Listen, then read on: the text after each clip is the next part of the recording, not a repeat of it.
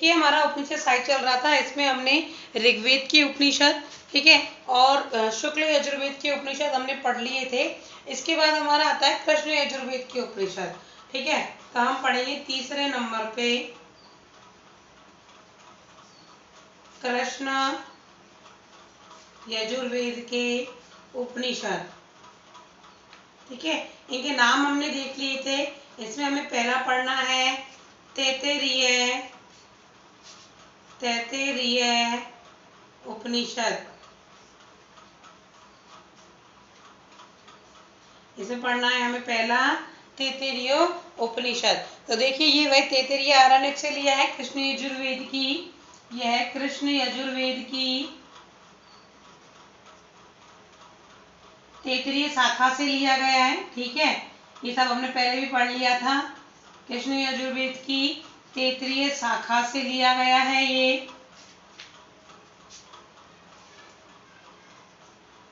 ठीक है। और तैत्तिरीय शाखा में भी तैत्तिरीय आरण्यक, ठीक है। यहाँ पे अपन इस तरह से बना लो आप, भले चार्ट सा, तैत्तिरीय शाखा, ठीक है। तैत्तिरीय शाखा में तैत्तिरीय आरण्यक,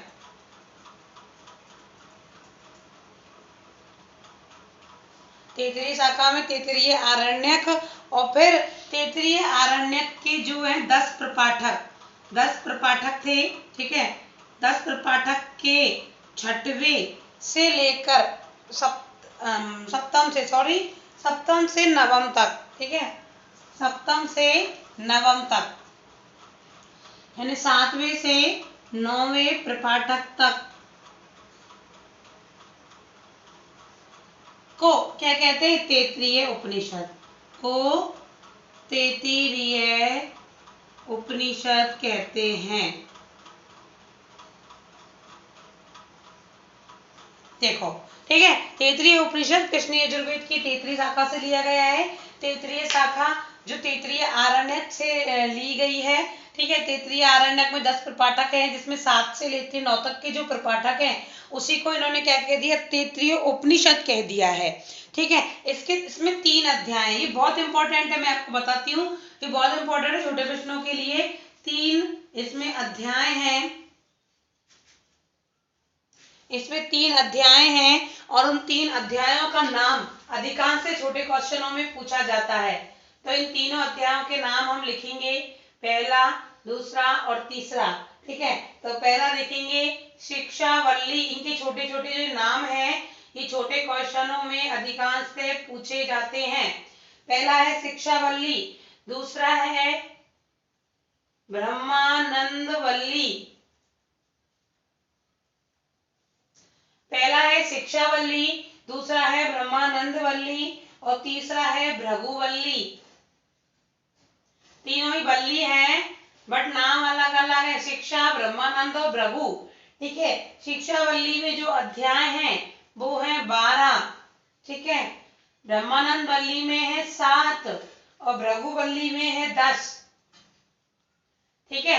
ऐसे करके इसमें हो गए 9 और 2, ठीक है। 29 अध्याय से कुल मिला के ये नहीं पूछता है, ताकि आप लिख सकते हो।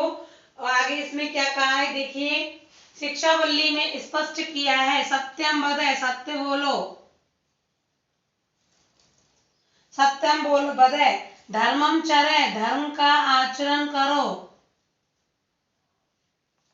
धर्मम चरे है, धर्म का आचरण करो, स्व अध्ययनाय मंदे प्रमद है, ठीक है। ये मैंने आपको पहले भी लिखा दिए और मैं आपको ये नीचे लिख देती हूँ वाला, ठीक है। बस इसमें चलने दो ये पहले, ठीक है।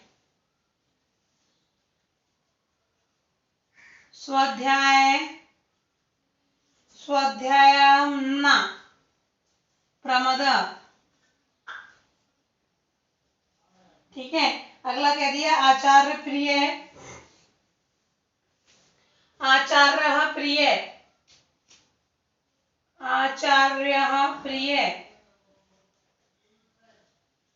ठीक है। तो ये पंक्ति इसमें कही गई है। शिक्षावल्ली में क्या क्या कहा है?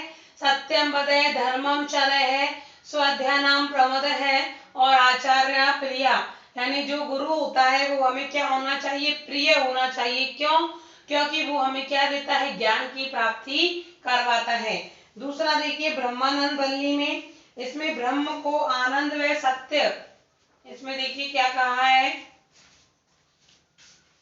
ब्रह्म को आनंद कह दिया कि ब्रह्म की प्राप्ति करना मतलब आनंद की प्राप्ति करना है। सत्य ज्ञान, ठीक है, ब्रह्म को आनंद, सत्य ज्ञान, ठीक है, और अनंत कह दिया है। अनंत कहकर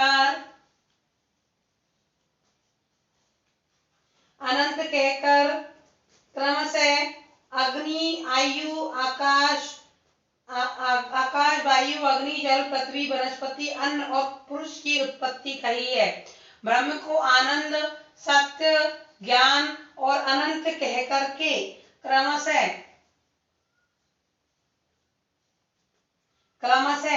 आकाश, वायु, अग्नि, आकाश, वायु, अग्नि, पृथ्वी,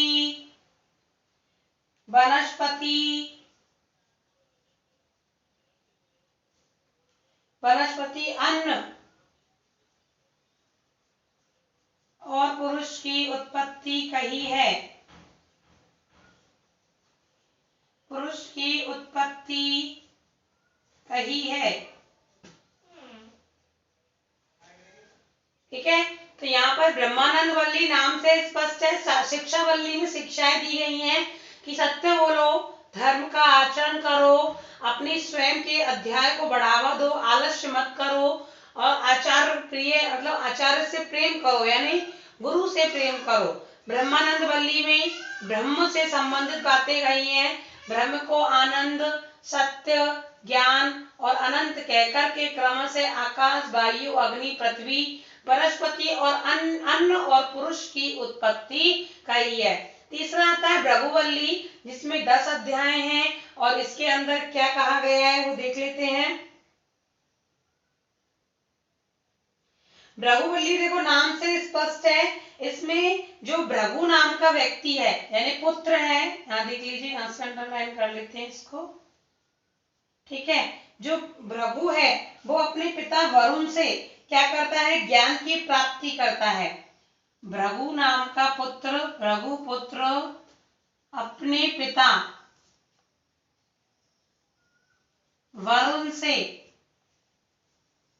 क्या करता है, ज्ञान की प्राप्ति करता है, इसलिए इसका नाम रख दिया भृगुवल्ली, ठीक है। और इसमें किसकी जिज्ञासा है, भृगु के मन में ब्रह्म की प्राप्ति की जिज्ञासा, ब्रह्म की प्राप्ति की जिज्ञासा, ठीक है। तो ये आपका तैत्तिरीय उपनिषद हुआ, छोटा सा है बट बहुत इंपॉर्टेंट है। इसके जो 3 अध्याय हैं उन्हें नामों सहित एग्जाम में पूछ लिया जाता है। 3 अध्याय शिक्षावल्ली, ब्रह्मानंद वल्ली, भृगुवल्ली। शिक्षावल्ली में 12 अध्याय हैं, 12 खंड बोल सकते हैं। ब्रह्मानंद वल्ली में 7 है और भृगुवल्ली में 10 अध्याय हैं। शिक्षावल्ली में सत्य का आचरण, सत्य बोलना, धर्म का आचरण करना। ब्रह्मानंद वल्ली में ईश्वर की जो ईश्वर को आनंद और सत्य का प्रतीक कह दिया और पुरुष की उत्पत्ति बता दी। और भृगुवल्ली में कह दिया भृगु जो पुत्र है वो अपने पिता वरुण से ज्ञान की प्राप्ति करना चाहते हैं। तो ये आपका हुआ तैत्तिरीय उपनिषद। इसके बाद आता है हमारा इसका दूसरा भाग कठोपनिषद, कृष्ण यजुर्वेद का ही दूसरा उपनिषद कठोपनिषद। ये सभी नोट कर रहे हैं ना पीडीएफ खोज करके। भाई वीडियो क्लास की तरह लीजिए और इसके नोट्स तैयार कीजिए। मैं बहुत बच्चों को देख रही हूँ, बच्चे वीडियो नहीं देखते हैं, ठीक है। तो मैं समझती हूँ आपको जो ऑनलाइन क्लास चलती है उससे बेटर है आपके लिए वीडियो, क्योंकि आप इसको 2 से 3 बार एग्जाम के टाइम भी आपके लिए सेफ है सारी वीडियो, ठीक है। तो आप सारी वीडियो ये लास्ट टाइम पर भी देख सकते हैं। ऑनलाइन क्लास में तो ये कि एक बार क्लास में चल गई, टॉपिक खत्म हो गया तो दोबारा रिपीट करना कठिन होता है, क्योंकि ना तो इतना टाइम रहता है, ठीक है। तो थोड़ा सा प्रयास कीजिए आप कि इन वीडियो से पढ़ने का प्रयास करो। मैं समझती हूँ आपको ऑनलाइन क्लास से बेहतर क्लास मिल रही है ऑनलाइन इस वीडियो के रूप में।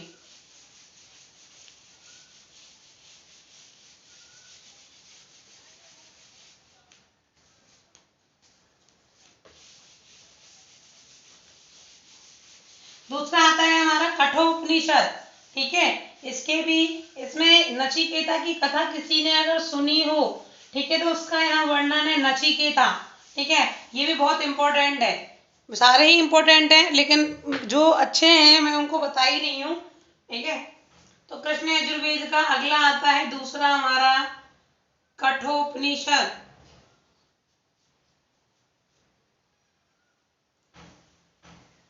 कठोपनिषद, तो देखिए ये कृष्ण यजुर्वेद की कट शाखा से लिया गया है। कृष्ण यजुर्वेद की कट शाखा से लिया गया है।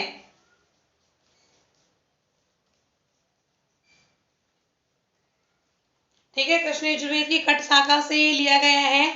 ये पूर्णता पद्यात्मक है, ये पूर्णता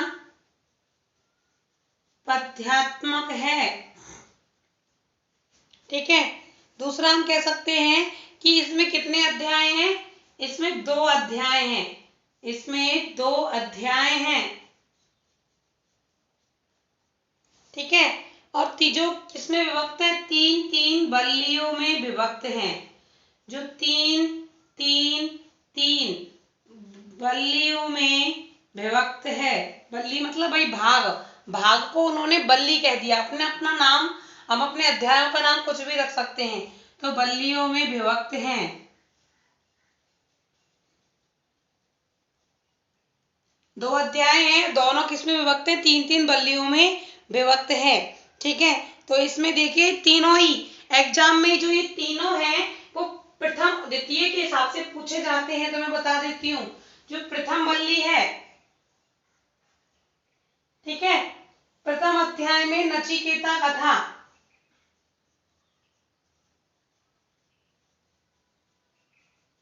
प्रथम अध्याय में नचिकेता कथा, मैं बता देती हूँ थोड़ी सी इसकी कथा आपको। यहाँ पर नचिकेता एक पुत्र है, ठीक है, वो अपने पिता से जाकर के कुछ प्रश्न पूछता है, तो पिता कह देता है कि मृत्यु को प्राप्त हो जा, मर जा, मैं तेरे किसी भी सवाल का जवाब नहीं देना चाहता। तो ये बात जो है वो नचिकेता के हृदय पर विराजमान हो जाती है और वो मृत्यु के बारे में, यानी वो यमराज के पास जाता है, यानी तू मुझसे प्रश्न मत पूछ, जाकर के मृत्यु से पूछ, मतलब उसे गुस्से में कह देता है। तो वो यम से विभिन्न प्रकार के प्रश्न पूछता है, तो वो 3 प्रश्न पूछता है, तीनों प्रश्नों की हम व्याख्या करेंगे। ठीक है, तो यहाँ पर प्रथम अध्याय में नचिकेता कथा है, जिसमें पिता क्रोधवश क्या करता है, नचिकेता को यमलोक जाने की बात कह देता है, नचिकेता को यमलोक जाने की बात कह देता है। ठीक है, ज्यादा आज्ञाकारी पुत्र था तो ठीक है, दे पे ले ली, बोले पिता ने कहा यमलोक जाना तो यमलोक ही जाना है। ठीक है, तो नचिकेता भी कहा यमलोक पहुंच गया। अब यहाँ यमलोक पहुंच गया है, तो देखिए इसमें क्या कहा है, मृत्युवे त्वाम ददायति, यानी तुमको क्या हो जाए, मृत्यु प्राप्त हो जाए, ऐसा पिता ने कह दिया। अब नॉर्मल भी कह दिया होगा, क्योंकि हम भी कभी बच्चे जब परेशान हो जाते हैं बच्चे से, तो कह देते मर जा, ठीक है, मुझे नहीं पता, मर जा तू। तो ऐसे ही यहाँ पर पिता ने क्रोधवश अपने पुत्र से कह दिया कि जाओ तुम यमलोक को प्राप्त हो जाओ, यानी तुम्हें मृत्यु आ जाए, ठीक है, तो मर जाओ। तो इस प्रकार यहाँ पहले अध्याय में कही गई है। तो पहले अध्याय में यहाँ पे नचिकेता यम ग्रह पहुंच जाता है, नचिकेता यम ग्रह पहुंचकर, ठीक है, यम से 3 प्रश्न करता है, यम से 3 प्रश्न, ये प्रश्न एक सीक्वेंस से पूछे जाते हैं एग्जाम में, कि पहले प्रश्न में उसने क्या पूछा, दूसरे प्रश्न में उसने क्या पूछा और तीसरे प्रश्न में उसने यम से क्या मांगा या पूछा। ठीक है, तो आप तीनों प्रश्नों को याद रखेंगे। ठीक है, कहानी की तरह मैं समझती हूँ कुछ ज्यादा कठिनाई नहीं होगी याद करने में। तो नचिकेता जब यम ग्रह पहुंच जाता है तो यम से तीन प्रश्न पूछता है। तो यम सोचता है कि तो बालक है, इसको तो मतलब इधर उधर घुमाया जा सकता है। तो उसने यम ने बहुत सारे इसको प्रलोभन दिए, लेकिन नचिकेता अपनी उस पर अड़ा रहा कि नहीं, मुझे तो मेरे प्रश्नों के उत्तर चाहिए। तो ठीक है, तो उसने तीन प्रश्न पूछे, सॉरी प्रश्न कह दो या वर कह दो। ठीक है, वर मांगे, वर मांगे, यानी यम यम उसकी उस प्रश्नों से कुछ इस प्रकार प्रश्न पूछे तो वर मांगे। ठीक है, तो वरों को हम क्रम में देखते हैं। तो नचिकेता ने जो है वो प्रथम वर मांगा, प्रथम वर यानी कह सकते हैं प्रश्न पूछा है या वर मांगा कि भाई मुझे मुझे ये चाहिए, लेकिन यम ने बहुत प्रयास किया कि मैं इसको ना दूं, लेकिन नचिकेता अपने उस पर अड़ा रहा। तो उन्होंने सबसे पहले पिता की कोप शांति मांगी, पिता की कोप शांति, यानी पिता बड़े क्रोधित है, मुझे यमलोक के लिए कह दिया जाने के लिए, इसलिए मैं चाहता हूँ कि पिता क्रोध शांत हो जाए, पापा गुस्सा ना हो। ठीक है, हम कई कई बार कहते हैं ना कि बच्चे जो हैं आप कहते हैं कि मैं पापा बहुत गुस्सा करते हैं, तो वही वाली बातें नचिकेता ने हमसे बोल दिया कि भाई मेरे पिता का क्या हो जाए, क्रोध शांत हो जाए। ठीक है, द्वितीय वर में उसने क्या मांगा, द्वितीय वर में उसने स्वर्ग प्रद अग्नि विद्या मांगी। अग्नि विद्या कैसी, स्वर्ग प्रद यानी स्वर्ग में जाने के लिए, स्वर्ग प्राप्ति के लिए कौन सी विद्या हमें अध्ययन करना चाहिए, कौन सी विद्या प्राप्त करनी चाहिए। और द्वितीय वर में उसने आत्म तत्व ज्ञान मांगा। तृतीय वर में आत्म तत्व का ज्ञान, आत्मा का ज्ञान कि आत्मा कहाँ जाती है, कैसे रहती है, क्यों मरती नहीं है, तो इस प्रकार का ज्ञान यहाँ पर उन्होंने मांगा। तो प्रथम अध्याय में आपके नचिकेता कथा है, जिसमें पिता क्रोधवश नचिकेता को यमलोक जाने की बात कह देता है, मृत्युवे त्वाम ददामिति, यानी मर जाओ। ठीक है, लेकिन नचिकेता फिर क्या होता है, बड़े हृदय पे रख लेता है इस पिता की इस बात को, और वो यम के घर पहुंच करके, यमलोक पहुंच करके यम से तीन प्रश्न पूछता है या तीन वर मांगता है। ठीक है, तो प्रथम वर में पिता की कोप शांति, द्वितीय वर में अग्नि विद्या स्वर्ग प्रद, तृतीय वर में आत्म तत्व का ज्ञान प्राप्त करना चाहता है। ठीक है, लेकिन यहाँ पर जब इस प्रकार की चीजें मांगता है तो यम घूम जाता है, कहता है कि नहीं नहीं तुम बालक हो, तुमको नहीं चाहिए, तुम तो कुछ और मांगो। ठीक है, तो यहाँ पर यम के द्वारा घुमाया जाता है। ठीक है, यम के द्वारा श्रेय और प्रेय में अंतर बताया जाता है। मैंने भी बताया था आपको अभी थोड़े दिन पहले परसों की वीडियो में, श्रेय और प्रेय। ठीक है, तो श्रेय और प्रेय का मतलब है श्रेय का मतलब है यहाँ ज्ञान वैराग्य, प्रेय का मतलब है पुत्र भवन ऐश्वर्य। ठीक है, भौतिक वस्तुएं। तो यहाँ पर यम के द्वारा कहा जाता है कि तो प्रेय चुन ले, इस प्रेय को चुन, लेकिन जो नचिकेता है वो किसको चुनता है, श्रेय को।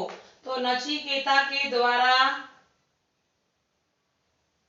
श्रेय का वरण किया जाता है, श्रेय का वरण करता है। ठीक है, इसमें आपके ये प्रथम अध्याय यानी कह सकते हैं इसमें जो दो अध्याय दिए हुए हैं, इसमें कठो उपनिषद नचिकेता के नाम से ही प्रसिद्ध है। ठीक है, इसमें यम ने कई बार कहा कि भाई आत्मा दुर्जय, आत्मा का ज्ञान दिया जाता है तो कह दिया जाता है कि आत्मा दुर्जय है, अमर है, अविनाशी है, आत्मा कभी समाप्त नहीं होती, आत्मा अजन्मी है। ठीक है, तो यहाँ पर लिख दे आत्मा का वर्णन, तो आत्मा का वर्णन किया है,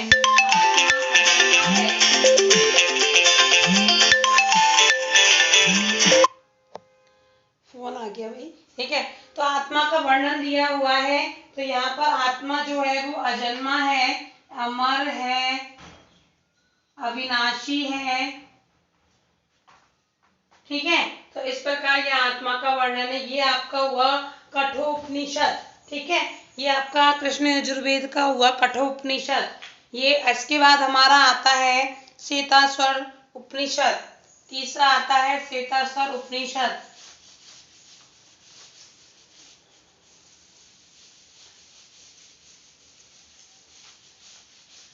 कठिन नहीं लगेंगे, पढ़ते जाइए धीरे धीरे, बिल्कुल कठिन नहीं लगेंगे।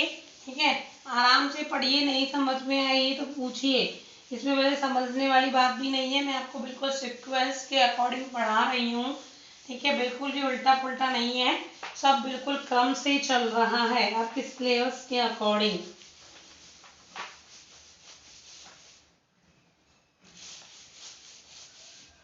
ठीक है, अगला आता है आपका जो तीसरा आएगा कृष्ण यजुर्वेद का, वो है श्वेताश्वतर उपनिषद।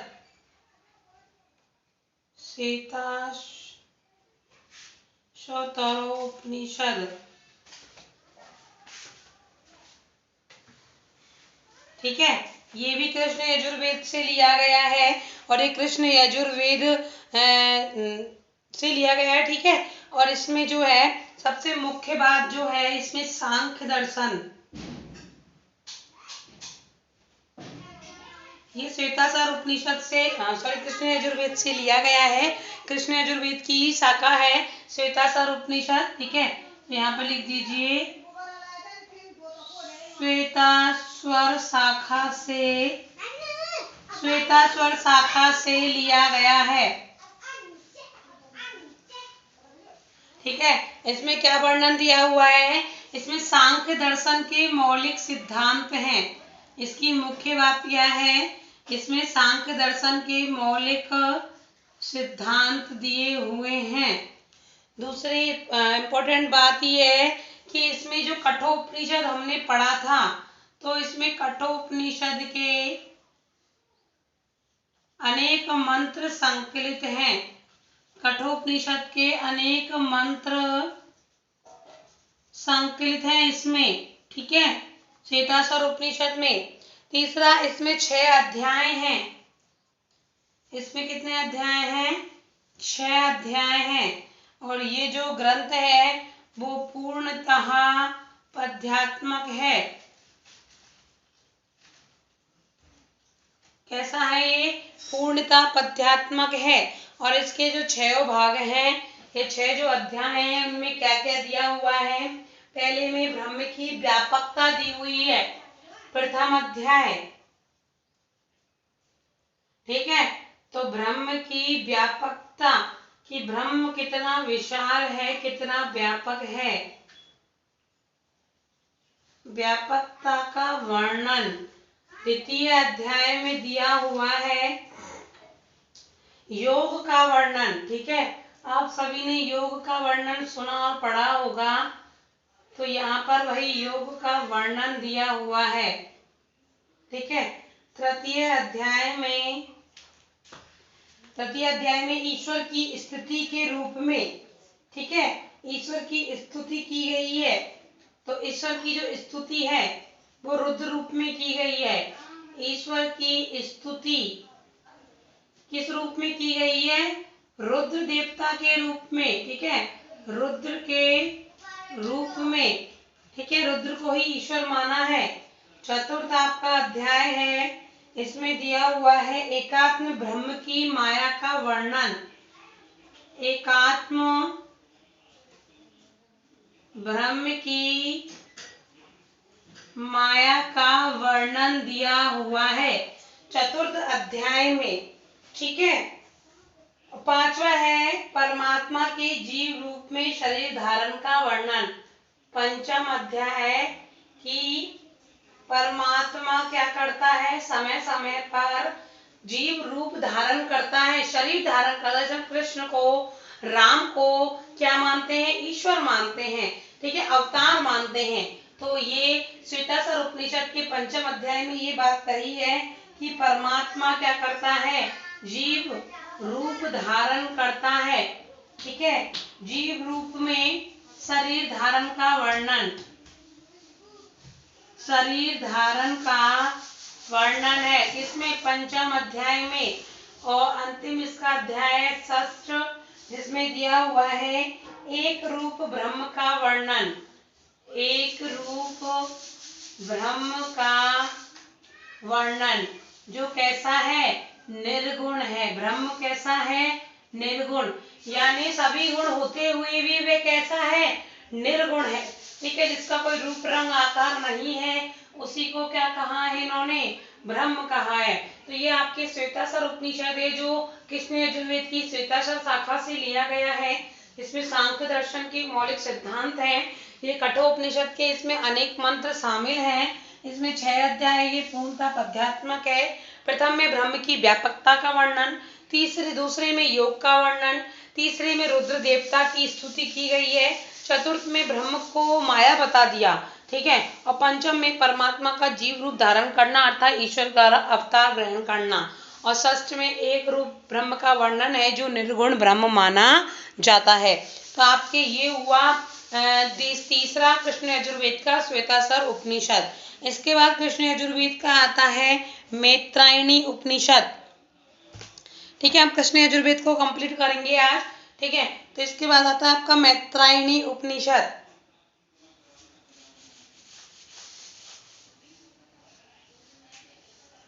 मैत्रायणी उपनिषद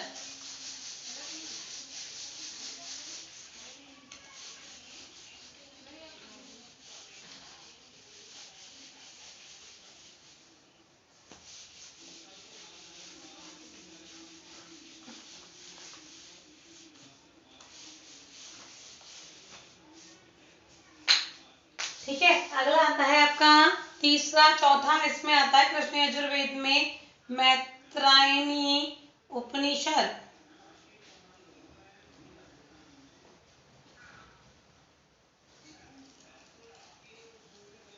ठीक है, तो ये कृष्ण यजुर्वेद की मैत्रायणी शाखा से लिया गया है।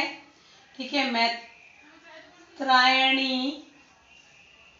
शाखा कृष्ण यजुर्वेद की मैत्रायणी शाखा से लिया गया है, ठीक है,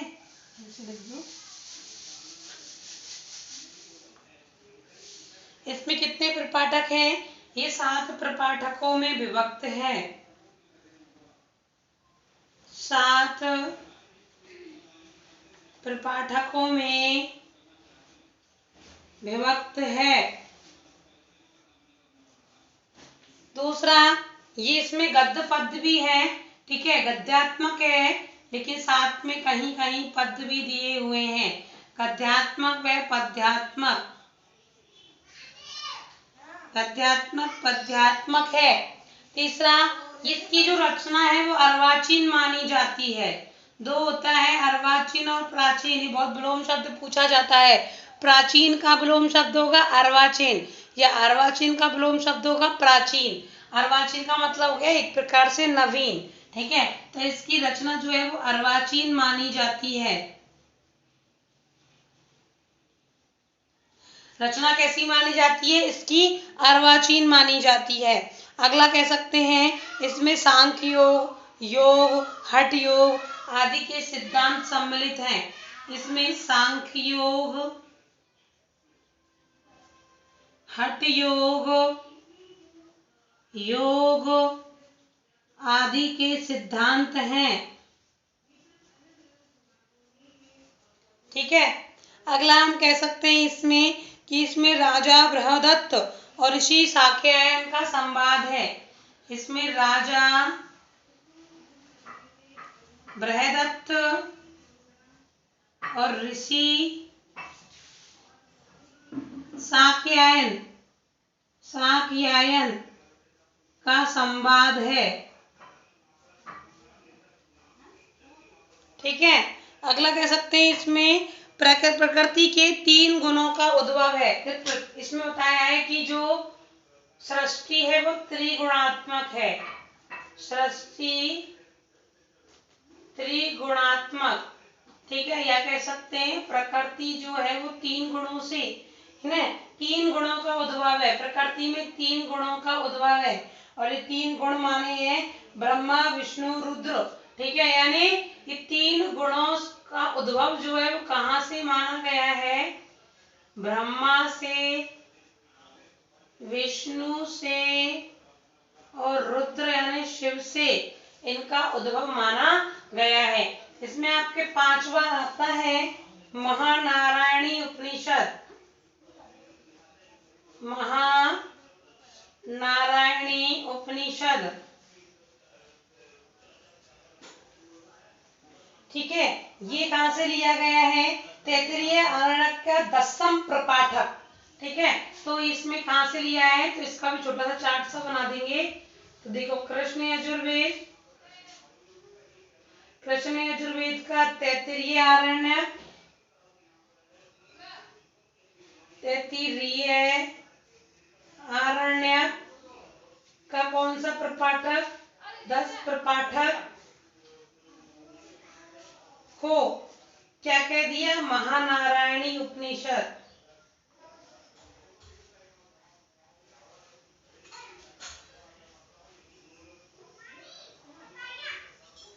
उपनिषद कहते हैं, यानी तैत्तिरीय आरण्यक के 10वें प्रपाठक को महानारायणी उपनिषद कहते हैं। और हमने अभी थोड़ी देर पहले पढ़ा था कौन सा उपनिषद? हमने थोड़ी देर पहले कौन सा उपनिषद पढ़ा था? यहाँ पर तैत्तिरीय उपनिषद। फिर तैत्तिरीय उपनिषद कहाँ से लिए गए? तैत्तिरीय शाखा तैत्तिरीय आरण्यक के 10वें प्रपाठक के 7वें और 9वें तक के भाग को तैत्तिरीय उपनिषद कह दिया, जबकि तैत्तिरीय आरण्यक के 10वें प्रपाठक को महानारायणी उपनिषद कह दिया। तो ये दो उपनिषद तो एक ही शाखा में से आ गए हैं, ठीक है। तो देखिए इसमें क्या क्या दिया हुआ है। इस ये जो आरण्यक के तैत्तिरीय आरण्यक, इस पर सायण ने भाष्य लिखा है, ठीक है, पहले भी पढ़ लिया हमने। सायण ने क्या लिखा है? भाष्य लिखा है, ठीक है। दूसरा हम अगला कह सकते हैं कि ये बहुत लंबा उपनिषद है, बहुत नाम ही है महानारायणी, ठीक है। तो बहुत लंबा उपनिषद, नाम ही है महानारायणी, तो बहुत लंबा उपनिषद है ये, ठीक है। और इसमें नारायण को परम तत्व के रूप में वर्णित किया है। इसमें भगवान विष्णु अर्थात नारायण को परम तत्व के रूप में, परम तत्व के रूप में वर्णित किया है, ठीक है। और इसमें कह सकते हैं इसका स्वरूप जो है वो कर्म कांडीय है। स्वरूप कैसा है इस उपनिषद का? कर्म कांडीय। कर्म कांडी का मतलब पूजा अर्चना, ठीक है। विभिन्न प्रकार के कर्म कांड इसमें सम्मिलित किए गए हैं। भाई हम जब नारायण जी कथा उठाते हैं तो उसी प्रकार का यहाँ वर्णन है। तो स्वरूप कर्म कांडीय है यहाँ पर, ठीक है। छोटा सा उपनिषद था, ज्यादा इंपॉर्टेंट नहीं है आपका ये उपनिषद। ये श्वेताश्वर नारायणी ज्यादा नहीं है, लेकिन हमें इन्हें पढ़ना पड़ता है। तो आपका ये हुआ कृष्ण यजुर्वेद के उपनिषद। इसके बाद हम कल की वीडियो में पढ़ेंगे सामवेद का छांदोग्य उपनिषद, केनो उपनिषद, ठीक है। और इसके बाद हमारा आएगा फिर अथर्ववेद के उपनिषद, प्रश्नोपनिषद, मुंडकोपनिषद, मांडुक्य उपनिषद। तो ये हम कल की वीडियो में पढ़ेंगे। आज ये आप कृष्ण यजुर्वेद की सभी इनको कंप्लीट करेंगे। ये हमारा उपनिषद साहित्य का पार्ट 4 था। आप सब नोट्स बनाते चलिए, ये आपको यही नहीं आगे भी काम आएंगे। तो थोड़ा विश्वास रखिए और आगे पढ़ते रहिए।